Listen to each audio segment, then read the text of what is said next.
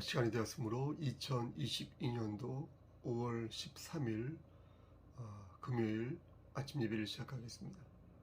주의 기도하십니다. 하늘에 계신 우리 아버지, 이름이 거룩히 여김을 받으시오며 나라가 임하옵시며 뜻이 하늘에서 이루어진 것 같이 땅에서도 이루어지이다. 오늘날 우리에게 일용할 양식을 주시옵고 우리가 우리에게 죄진 자를 사하여 준 것 같이 우리의 죄를 사하여 주시옵고 우리를 시험에 들게 하지 마시옵고 다만 악에서 구하옵소서. 나라와 권세와 영광이 아버지께 영원히 있사옵나이다. 아멘. 우리 찬송 한 장 드리겠습니다. 찬송가 388장 찬송 드리겠습니다. 388장 무반주로 하겠습니다.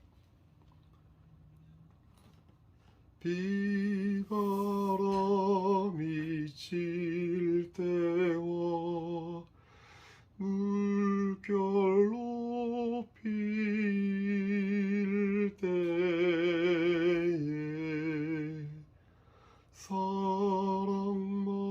사랑만인 우리 주 나를 품어주소서.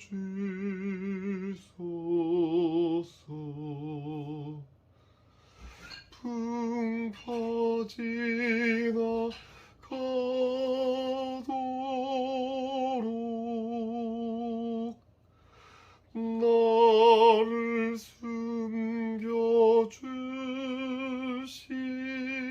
숨겨주시고 안식 얻는 곳으로 주여 인도하소서.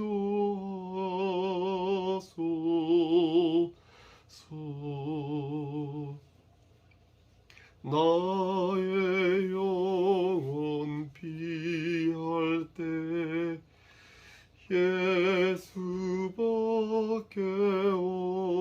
없으니 혼자 있게 마시고 위로하여 주소서. 구주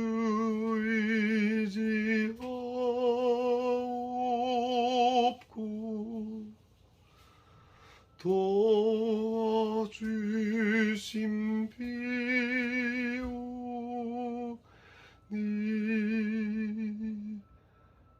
할 수 없는 죄를 주여 보소서.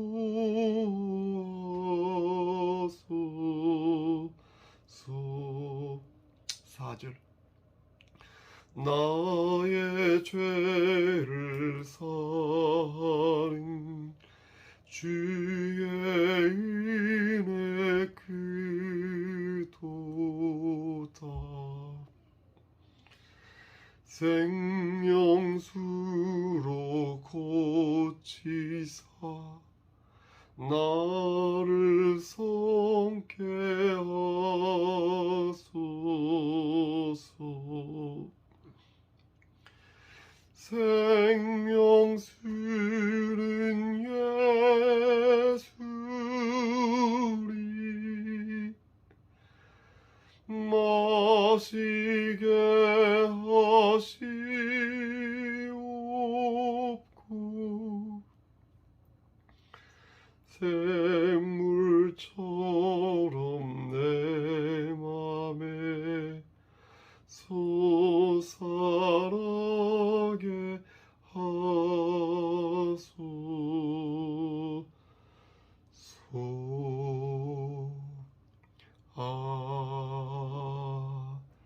아멘. 하나님 말씀 열왕기하 6장 21절에서 23절 말씀입니다. 열왕기하 6장 21절에서 23절 말씀입니다.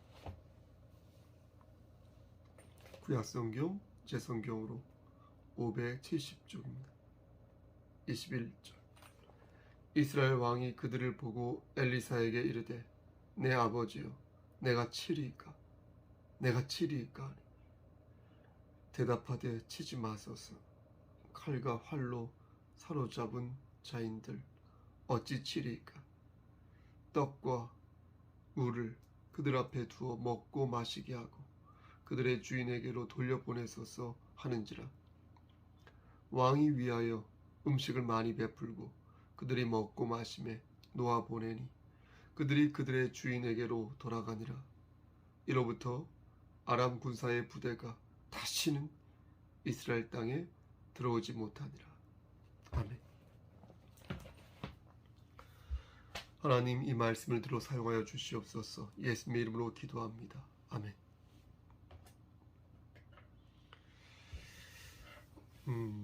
열왕기서는 예수님이 오시기 전 약 562년경에 기록되었습니다. 기원전 536년에 수룹바벨의 인솔하에 제1차 포로 귀환이 이루어졌는데요. 열왕기 상하를 보면 포로 귀환 얘기가 나오지 않습니다. 그러니까 포로 귀환이 이루어지기 전, 다시 말해서 이스라엘이 멸망당한 후에 포로로 붙잡혀간 상황에서 기록한 글이, 말씀이 바로 열왕기서인 것입니다. 열왕기상이 이스라엘이 잘 나가던 때 왕국이 이렇게 분열된 그런 상태에서 사건을 기록한 것이라면, 열왕기하는 그 왕국이 분열되고 난 후, 그러니까 북이스라엘이 아수르에 의해 멸망당하고 또 유다는 바벨론, 맞죠? 바벨론에 의해서 멸망당하는 그런 최악의 상황을 기록한 것입니다. 그렇게 쫄딱 망해서 포로로 붙잡혀 간 데까지 기록한 말씀이 바로 열왕기 하인 것입니다. 그러니까 우리는 오늘 이렇게 본문을 제가 몇 절만 읽었지 않습니까? 듣고 계신 거죠? 우리가 이 본문을 읽을 때, 대할 때 이스라엘이 어떻게 할 때 궁지에 몰렸고 어떻게 할 때 만사형통했는지 그 어떻게를 찾아야 되겠습니다. 오늘 본문에 나오는 아람이라는 나라는 오늘날 시리아 지역에 있는 곳입니다. 아람 왕은 길랏 라못 전투에서 북이스라엘 아합왕을 꺾었습니다. 그리고 이번에는 아합왕의 아들 여호람이 아람 왕 베나닷 2세와 붙게 되는데요. 당시 상황이 이스라엘에게 매우 불리한 상황이었습니다. 그때 하나님께서 누구를 부르십니까? 엘리사를 부르십니다. 엘리사를 부르사 아람 군대가 이렇게 들어오는 길을 알려주셨고, 저쪽에서도 정보가 유출되었다는 사실을 하나님이 알려줬는지 모르고 정보가 유출되었다는 사실을 알게 되어 아람 왕은 급히 신복들을 불러서 이렇게 여기에 첩자가 있는 것이 아니냐 이렇게 추궁을 합니다. 이에 신복 중에 하나가 엘리사 얘기를 하면서 엘리사가 신통한 기술로 정보를 이렇게 뽑아간 것 같습니다. 이렇게 여호람에게 그래서 이 엘리사가 이 정보를 흘린 것 같습니다. 이렇게 말을 합니다. 아람 왕 벤하닷은 그 말을 듣고 문제의 원인이 엘리사에게 있다는 판단하에 엘리사를 족치러 엘리사가 있는 도단 성읍을 이렇게 애워쌉니다. 이것이 6장 8절부터 14절까지의 말씀이 되겠습니다. 그럼 오늘 본문으로 본격적으로 들어가 보겠습니다. 엘리사의 사환이 그 모습을 보고 두려워서 벌벌 떠는데 엘리사는 두려움에 떠는 이 사환에게 야, 두려워하지 마 이렇게 말을 합니다. 그러니까 사환은 보통 이렇게 잔심부름하는 사람을 사환이라고 하지 않습니까? 근데 엘리사의 사환은 보통의 사환과 달랐습니다. 오늘 본문에는 그의 이름이 나오지 않지만 5장 말씀을 보면 그의 이름이 게하시였다는 것을 알 수 있습니다. 여러분, 게하시를 기억하십니까? 그는 어떤 시종이었습니까? 게하시는 선지자 엘리사의 시종이었습니다. 그는 양면적인 모습을 보여주었습니다. 한쪽은 순종하는 모습, 또 한쪽은 거역하는 모습을 보였습니다. 수넴 여인의 아들이 죽었을 때 이 엘리사의 지시로 게하시는 수넴 여인을 찾아갑니다. 그리고 그의 아들 그 얼굴에 그의 아들의 그 얼굴에 엘리사의 지팡이를 이렇게 올려놓는 사역을 하는데, 그렇게 했던 사람이 바로 게하시였습니다. 이런 것을 보면 꽤 순종을 하는 시족이었다라는 것을 알 수 있습니다. 하지만 게하시는 동시에 불순종하는 모습을 보일 때도 있었습니다. 아람의 군대 장관 나아만이 나병에 걸렸지 않습니까? 그러다가 이 나음을 입은 후에 감사하여서 엘리사에게 사례를 이렇게 하려 하는데, 그때 엘리사가 어떻게 합니까? 모든 영광을 하나님께 돌리겠다 이렇게 말을 하면서 나아만이 주는 예물을 받지 않았습니다. 근데 게하시가 어떻게 합니까? 뒷구멍으로 선물을 챙겼고, 이에 게하시는 나병에 걸리는 징계를 받게 됩니다. 이런 것을 보면 하나님의 말씀을 정면으로 거역하는 그런 아이콘으로 기억될 수 있는 것입니다. 누가요? 게하시가요. 근데 사실 객관적으로 볼 때 성경에 나오는 인물 중 공감이 가는 인물은 게하시 같은 사람이 아닐까라고 저는 개인적으로 생각합니다. 뭔가 좀 허점이 좀 보이고요, 좀 부끄러운 과거가 있고요, 또 돌봄이 필요한 듯한 그런 불안정한 모습을 보이는 것입니다. 그러니까 미성숙한 그리스도인의 입장에서 볼 때 순종과 거역을 동시에 가지고 있는 그의 모습에 퍽 공감하는 것입니다.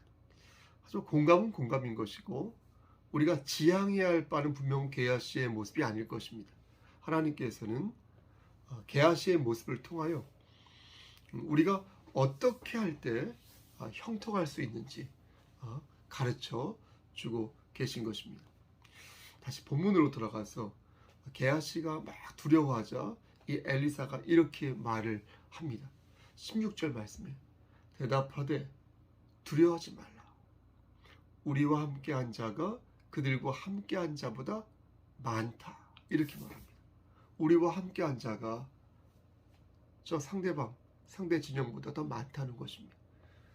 엘리사는 게하시가 보지 못한 것을 엘리사는 본 것입니다. 아람 군대보다 더 많은 하늘의 군사가 자신을 지켜주고 있음을 영안의 눈으로 본 것입니다.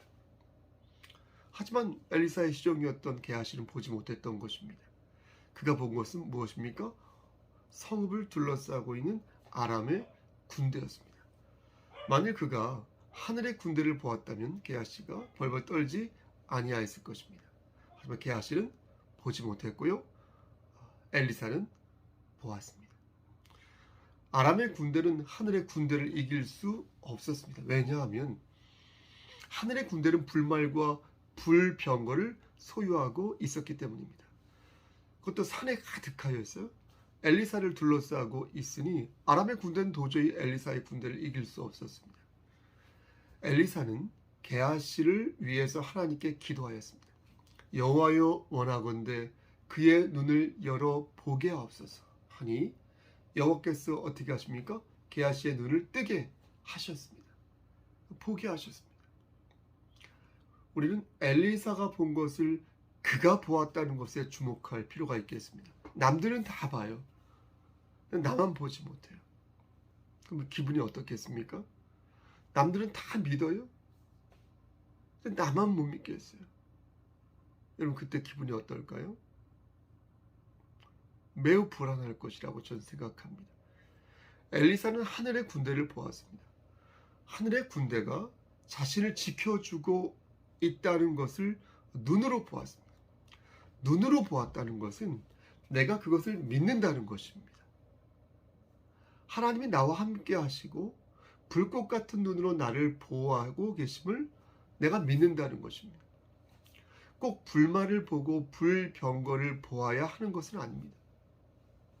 꼭 천사가 내려와 내 손을 잡고 이렇게 빙글빙글 이렇게 도는 것을 보아야 한다는 말씀이 아닙니다.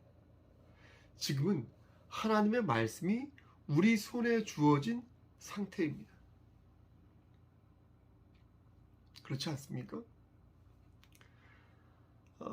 그러므로 하나님의 말씀에 의거하여서 이렇게 하나님의 계시가 선포된 상태에서 하나님의 말씀을 믿는 것만으로도 충분히 하나님이 나와 함께 계심을 믿게 되는 것입니다. 근데 누구는 그걸 믿지 않는다는 거예요. 내 눈에 보이지 않는다고 하나님이 안 계시다, 이렇게 생각한다는 것입니다. 이래저래 하나님의 군사가 보이지 않는다며 벌벌 떠는 그런 형국을 보면서 우린 심히 안타까운 마음을 갖게 되는 것입니다. 그리고 엘리사처럼 우리도 기도하는 것입니다. 여호와의 원하건대 내 남편의 눈을 열어 보게 하옵소서. 내 아내의 눈을 열어 보게 하옵소서. 내 부모님과 내 자식의 눈을 열어 보게 하옵소서. 내 시어머니, 시누이, 시동생, 내 이웃, 내 형제 자매들 눈을 뜨게 하여서 보게 하옵소서. 이렇게 기도할 수 있겠습니다. 근데 여기서 중요한 것은 하나님께서 게하시의 눈을 여셨다는 것입니다. 엘리사가 게하시를 위해 기도한 것도 중요하지만 그보다 더 중요한 것은 무엇이냐면 하나님께서 그렇게 하셨다는 것입니다. 우리가 내 남편과 아내와 자식과 부모를 위해 그들이 눈을 뜨게 하기 위해서 우리가 기도해야겠죠. 기도하지 말라는 게 아니에요. 간절히 기도해야 합니다. 하지만 그것보다 더 중요한 것은 하나님의 허락이 있어야 한다는 것입니다. 엘리사는 하나님께 간청하였지요. 그리고 하나님께서는 그런 엘리사의 기도를 들어주신 것입니다. 그리고 그를 즉시 안심시키신 것입니다. 여러분, 저는 이 대목에서 하나님의 마음을 생각해 보는 것입니다. 하나님께서는 엘리사의 말을 즉각 수용하셨는데 왜 그런 것일까? 물론 하나님의 뜻이 엘리사의 기도와 공교롭게도 맞아 떨어져서 그의 기도를 즉시 들어주신 것이라고 말할 수도 있겠지만 저는 하나님과 우리와의 관계가 그렇게 천편일률적으로 연결되어 있다라고 그런 연결되어 있는 관계라고 생각하지 않습니다. 마가복음 11장 23절에서 24절 말씀을 보면 예수님께서 기도를 할 때 어떻게 기도를 해야 하는지 말씀해 주는 내용이 나옵니다. 우리가 어젯밤에 17번째로 셀 리더 모임을 가졌는데 텍스트가 같았는데요. 주기도문으로서 마가복음 11장 23절, 누가복음이 아니라 마가복음 11장 23절에서 24절 말씀을 보면 내가 진실로 너희에게 이르노니 누구든지 이 산더러 들려 바다에 던져지리라 하며 그 말하는 것이 이루어지는 줄 믿고 마음에 의심하지 아니하면 그대로 되리라. 그러므로 내가 너희에게 말하노니 무엇이든지 기도하고 구하는 것은 받은 줄로 믿으라. 그리하면 너희에게 그대로 되리라. 이렇게 말씀합니다. 그러니까 이 말씀을 한마디로 묶어서 말씀드린다면 기도할 때 대충 하지 말라는 거예요. 대충 하지 간절히 하라는 겁니다. 우리가 똑같이 기도하는 것 같지만 사실은 그렇지 않다는 것입니다. 그러니까 누구는 간절히 기도하고 누구는 중간 정도 기도하고 누구는 조금 하다가 기도를 멈추는 것입니다. 그러지 말라는 것입니다. 간절히 기도할 때 기도의 응답을 받을 수 있다는 것입니다. 그럼 간절히 기도한다는 것은 무슨 뜻일까요? 내가 에너지를 50에서 100으로 끌어올리면 이 산이 들려서 저 바다 쪽으로 이 산이 던져질 수 있을까요? 여기서 명심해야 할 것은 우리의 간절함이 하나님을 의지하는 대로 나아가야 한다는 것입니다. 간절한 마음은 하늘을 막 찌르는데 우리가 복권이 당첨되었으면 좋겠어요. 이런 간절한 마음이 막 하늘을 찌르요. 그런데 하나님을 의지하는 마음은 쥐꼬리만 합니다. 여러분 되겠습니까? 간절한 마음이 하나님을 의지하는 마음으로 나아가야 한다는 것이죠. 아멘. 그냥 간절한 마음만 품고 하나님을 바라보지 않는다면, 하나님을 의지하지 않는다면 그건 진정한 의미로서의 간절한 기도가 아닌 것입니다. 왜 하나님께서는 엘리사의 기도를 들어주신 것일까요? 그것은 엘리사의 기도가 하나님의 뜻과 같았기 때문이요. 하나님을 의지하는 엘리사의 마음을 하나님께서 보셨기 때문에 그런 것입니다. 따라서 우리는 우리의 간절함을 하나님을 의지하는 마음으로 포개는데 힘써야 한다. 내가 지금 어떤 기도 제목을 가지고 열심히 기도하는데 그 열심을 하나님을 의지하는 마음으로 끌어올려야 한다는 거예요. 이렇게 말씀드려도 잘 이해가 안 갈 수 있습니다. 저 역시 기도의 간절함을 하나님을 의지하는 그런 마음으로 끌어올린다는 이 표현이 선뜻 와닿지 않습니다. 그래서 곰곰이 생각해 보았습니다. 이러한 마음으로 기도를 한 사람이 있을까? 혹시 이렇게 간절한 마음으로, 이렇게 하나님을 의지하는 마음으로 간절함을 끌어올린 그런 성경적 인물이 있을까? 한 사람이 떠올랐습니다. 바로 욥이었습니다. 욥기 1장 21절 말씀에 이르되 내가 모태에서 알몸으로 나왔을지 또한 알몸이 그리로 돌아가올지라. 우리가 알몸으로 왔으니까 알몸으로 돌아가는 건 당연하겠죠. 주시니도 여호와시요 거두시니도 여호와시니 여호와의 이름이 찬송을 받으실지니라. 아멘. 여러분, 이게 바로 하나님을 의지하면서 간절히 기도하는 것입니다. 우리가 이렇게 기도할 때 하나님께서는 우리의 기도를 들어주십니다. 우리가 더욱 하나님을 의지하면 의지할수록 우리의 간절함은 그에 비례하여서 더욱 간절해지는 것이고, 기도의 응답 또한 하나님께서 보실 때 신속히 이루어질 수 있게 되는 것입니다. 엘리사의 기도는 여기에 그치지 않았습니다. 이번에는 눈을 어둡게 하는 것이었습니다. 엘리사는 하나님께 저들의 눈을 어둡게 해달라고 기도하였습니다. 이번에도 하나님께서는 그의 기도를 들어주셨습니다. 그건 얼마나 엘리사가 하나님을 의지하였는지, 그리고 그의 기도가 당신의 능력을 보이는 데 있어서 얼마나 적합한 기도인지 아셨기에 하나님께서는 엘리사의 기도를 즉각 들어주신 것입니다. 아람 군대는 즉시 눈이 어두워졌고 엘리사는 그런 그들을 도단해서 사마리아까지 인도하였습니다. 도단에서 사마리아까지 그 거리가 대략 20km 정도 된다고 하는데 길이 매우 험준하여서 그들은 아마 무척 당황스러웠을 것입니다. 이도 저도 못한 상황에서 저들은 불가피하게 엘리사의 말을 들었을 것이고 결국 사마리아까지 당도하게 되었습니다. 이제 엘리사는 다시 하나님 앞에 기도를 합니다. 20절 말씀에 사마리아에 들어갈 때에 엘리사가 이르되 여호와여 이 무리의 눈을 열어 보게 하옵소서. 이렇게 기도합니다. 아람 군대가 눈을 뜨자 그것은 사마리아 한복판이었습니다. 그들은 꼼짝없이 도간에 든 쥐가 된 것이에요. 죽을 일만 남은 것이. 예상대로 이스라엘 왕 여호람은 엘리사를 향하여 말하기를 저들을 죽여도 됩니까? 이렇게 묻습니다. 2번이나 큰 소리로 저들을 죽여도 됩니까? 하지만 엘리사는 그럴 생각이 없었습니다. 그리고 그것은 하나님의 뜻이 아니라고 생각했습니다. 엘리사가 그들의 눈을 멀게 하고 다시 눈을 뜨게 해달라고 하나님께 간청한 이유는 그들을 죽이기 위해서 그런 것이 아니었습니다. 그들을 욕보이고 전쟁에서 공을 거두기 위해서도 아니었습니다. 엘리사는 오직 하나만 생각했습니다. 하나. 여러분 그것이 무엇이겠습니까? 2022년도를 사는 그리스도인들이 반드시 가지고 있어야 할 그 생각이 무엇이겠습니까?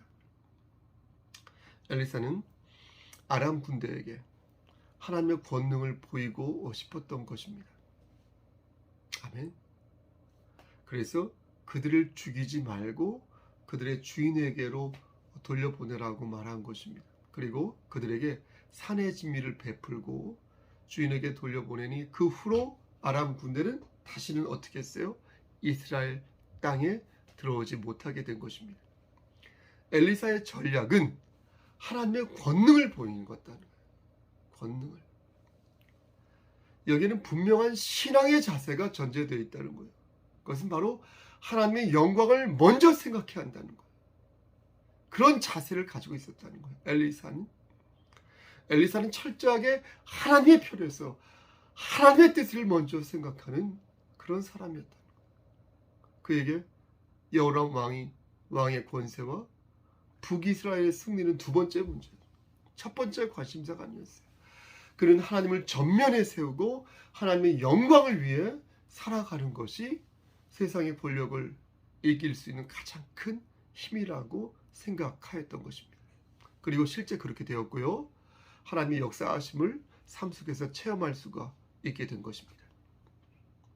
저는 그리스도인의 유형이 크게 두 가지가 있다고 생각합니다. 예수님을 영접했어요. 하지만 여전히 보이지 않는 자가 있고요. 반면 보이는 자가 있다는 것입니다. 예수님을 영접했는데 안 보여요. 그리고 예수님을 영접했으므로 보여요. 여러분 어느 쪽에 해당하십니까? 눈이 있어도 보이지 않는 사람입니까? 아니면 시시각각 역사하시는 하나님의 그 역사하심을 볼 수 있는 자입니까? 물론 우리는 하늘의 군사를 볼 수 없습니다. 불말과 불병거가 산에 가득하여 우리를 이렇게 애워싸고 있음을 우리는 볼 수 없습니다. 하지만 우리는 성령 하나님께서 우리를 지켜주심을 믿을 수 있습니다. 불말과 불병거를 눈으로 볼 수는 없으나 우리는 믿습니다. 낮의 해와 밤의 달이 우리를 해치 아니하심을 믿으며 하나님께서 나를 눈동자처럼 지켜주신다는 사실을 믿습니다. 그렇다면 무슨 근거로 이것을 우리가 믿을 수 있겠습니까? 하나님께서 낮의 해와 밤의 달로 우리를 지켜주신다는 것을 우리는 무슨 근거로 믿을 수 있겠습니까? 하나님의 말씀으로 믿을 수 있다는 것. 하나님의 말씀이 이를 증거. 우리는 흔들리지 않고 고개를 들었어. 주님을 바라봐야 한다. 너희가 그리스도의 것이면 약속대로 유업을 이룰 자가 되니 너로 하여금 큰 민족을 이룰 것이고 너에게 복을 주어 너의 이름을 창대케 할 것이며 너를 축복하는 자에게는 내가 복을 줄 것이요 너를 저주하는 자에게는 내가 저주할 것이니 땅의 모든 족속이 너로 말미암아 복을 얻을 것이라. 창세기 12장 12절 말씀. 이렇게 말씀하셨으므로 우리는 하나님 말씀에 의거하여 우리가 복을 받게 될 것이다 확신하는 것입니다. 여러분, 그러므로 두려워하지 마십시오. 두렵더라도 두려워하지 마십시오. 많이 두렵더라도 조금만 두려워하십시오. 오랫동안 슬퍼하지 마십시오. 슬퍼만 하지 마십시오. 우리와 함께한 자가 그들과 함께한 자보다 많습니다. 여러분과 함께하는 자가 저 세상 사람들과 함께하는 자들보다 훨씬 많습니다. 하늘의 군사가 우리를 애워쌀 것이며 성령 하나님께서 우리를 끝까지 조망하실 것입니다. 말할 수 없는 탄식으로 친히 우리를 위하여 간구하실 것입니다. 간절한 마음으로 하나님을 의지하시고 신앙의 도리를 끝까지 준수하시기를 우리를 죄에서 구속하여 주신 주 예수 그리스도인 받들어 간절히 축원합니다. 아멘. 이제는 우리를 죄에서 구속하여 주신 우리 구주 예수 그리스도의 은혜와 아버지 하나님의 만극하신 그 사랑하심과 성령 하나님의 교통하시고 인도하시는 모든 역사하심이 세상 사람들보다 나에게 더 많은 천사가 있다는 사실을, 하나님께서 늘 우리를 지켜주고 있다는 사실을 믿고 의지하여 나아가기를 소원하는 여기 모인 성도, 그들의 가정, 이 재단과 이 나라 위에 하나님의 사랑하심이 세세토록 함께 계실지어다. 아멘. 예배를 마쳤습니다. 말씀을 전하면서 좀 힘들어서 중간에 끊고 가고 싶은데 끊을 수 없어서 한 번에 갔습니다. 오늘 방금 전에 셀 리더 모임을 가졌고 지금 시간은 10시 23분입니다. 이제 밥을 먹고 좀 쉬도록 하겠습니다. 편집은 좀 대강 하도록 하겠습니다. 여러분 무슨 일 있으면 연락 주시고요. 고건사님 우리 셋째 아들이 저의 친구인데 연락을 해서 2차적으로 물었습니다. 수술은 잘 됐다 전해왔고요. 근데 이제 한 일주일 동안 몸에 있는 혈전이 중요하니까 이 혈전이 어느 곳에 고이지 않도록 예의주시하여서 보고 있다 이렇게 전해왔습니다. 권사님을 기도해 주시고요. 또 서옥산 사모님도 많이 힘들어하세요. 우리 사모님을 위해서도 기도해 주시고요. 우리 오은순 집사님, 그러니까 김목연 집사님의 어머니신데 우리 오은순 집사님을 위해서도 기도해 주시고요. 그리고 한명자 집사님의 건강을 위해서 또 이번에 좀 알게 됐는데 장경 집사님 또 안진아 우리 성도님도 철분이 많이 부족하다고 하는데 위해서도 기도해 주시고요. 다 기도해 주십시오. 다. 저를 위해서도 기도해 주시고. 여러분 오늘 하루도 힘찬 하루 되십시오. 샬롬.